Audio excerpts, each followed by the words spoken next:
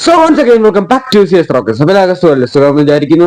നിങ്ങളിപ്പോൾ ഈ വീഡിയോ കാണുന്നുണ്ടെങ്കിൽ ഒന്ന് ലൈക്ക് അടിക്കണേ. നിങ്ങൾ സബ്സ്ക്രൈബ് ചെയ്താലും കുഴപ്പമില്ല, ഒരു ലൈക്കെങ്കിലും പ്ലീസ്. അപ്പോൾ അതായത് കാര്യത്തിലോട്ട് കിടക്കാം.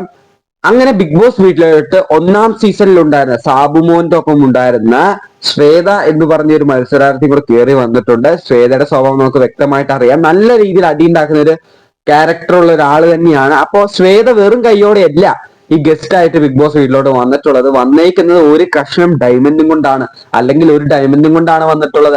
ആ ഡയമണ്ട് എങ്ങനെ കളിച്ചാലും ഒരു 200-300 പോയിന്റ്സ് ഉണ്ടാവാൻ ചാൻസസ് കൂടുതലാണ്. അത് അടിച്ചു മാറ്റാൻ ബിഗ് ബോസ് അംഗങ്ങൾ ശ്രദ്ധിക്കുമെന്ന കാര്യത്തിൽ ഒരു ഡൗട്ടുമില്ല. പ്രധാനമായിട്ട് അർജുൻ അത് അടിച്ചു മാറ്റാൻ ശ്രമിക്കാൻ കൂടുതൽ ചാൻസ് ഉണ്ടെന്നാണ് എനിക്ക് തോന്നുന്നത്. ശ്വേത വന്ന ഉടനെ ഡെൻ റൂമിലോട്ട് കയറുന്നുണ്ട്. കയറിയ ഉടനെ ഈ റൂമിൽ ഇനി ആരും കയറരുത്, ഇവിടെ കയറുന്ന ആൾക്ക് ഒരു പണിഷ്മെന്റ് അല്ലെങ്കിൽ എന്തെങ്കിലും ശിക്ഷ ഞാൻ കൊടുക്കും, അവിടെ ഒരു സാധനം വെച്ചിട്ടുണ്ട് അത് നിങ്ങൾ എടുക്കരുത് എന്നൊക്കെ പറയുന്നുണ്ട്.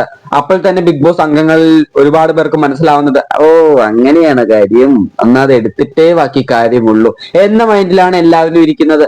അപ്പോൾ ഒരു കാര്യം നമുക്ക് ഉറപ്പിച്ച് പറയാം, ആ ഡയമണ്ട് മോഷ്ടിക്കാൻ ഒരുപാട് ചാൻസസ് കൂടുതലാണ്. അത് മാത്രമല്ല ഇന്നും വീണ്ടും ഋഷിയും അപ്സരയും അടികൂടുന്നുണ്ട്.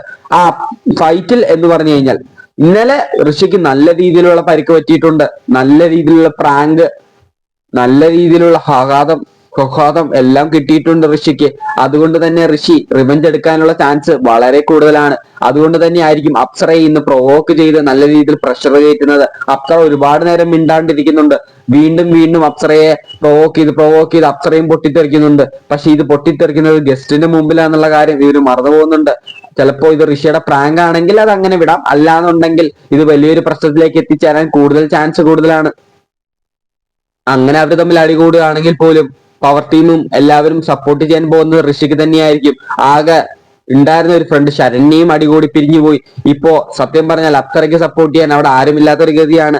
അതുകൊണ്ട് തന്നെ അപ്സര നല്ല രീതിയിൽ വേർത്തൊലിക്കാൻ ചാൻസ് കൂടുതലാണ്. എന്തായാലും ഇനി എന്തൊക്കെ സംഭവവികാസങ്ങൾ നടക്കാണ്ടിരിക്കുന്നു അതെല്ലാം ഈ ചാനലിൽ അപ്ലോഡ് ചെയ്യുന്നതായിരിക്കും. അതിനായിട്ട് മറക്കാണ്ട് ചാനൽ സബ്സ്ക്രൈബ് ചെയ്യുക, തൊട്ടടുത്തുള്ള ബെല്ലൈക്കൻ നിൽക്കുക. പിന്നെ വീഡിയോ ഇഷ്ടമായിട്ടുണ്ടെങ്കിൽ ലൈക്ക് അടിക്കണേ. ബൈ.